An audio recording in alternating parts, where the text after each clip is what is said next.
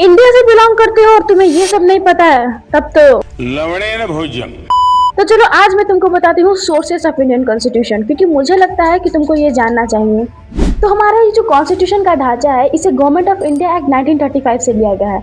अब ये government of India 1935 act क्या है, तुम्हें जानना है तो कमेंट में बताना।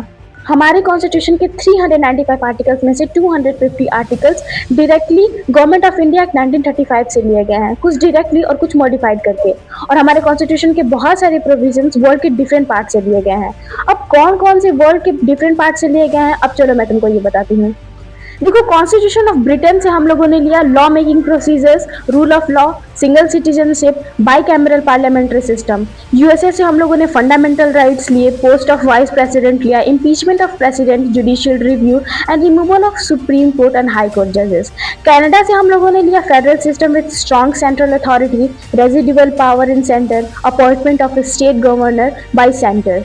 आयरलैंड से हम लोगों ने लिया directive principle of state policy, जिसके बारे में हम सभी को पता होना चाहिए। इसके अलावा हम लोगों ने election of president of India, nomination of member of Rajya Sabha लिया आयरलैंड से।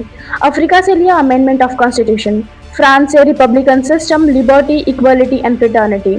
जर्मनी से हम लिया suspension of fundamental rights during emergency. Australia से लिया concurrent list, joint sitting of parliament, freedom of trade, services with in country. और finally Russia से हम लोगों ने लिया fundamental duties and ideals of justice and preamble. और हाँ, हमारे कॉन्स्टिट्यूशन के आर्टिकल्स में मॉडिफिकेशंस होते रहते हैं। तो thank you so much for watching, और हाँ, लाइक करना मत भूलना।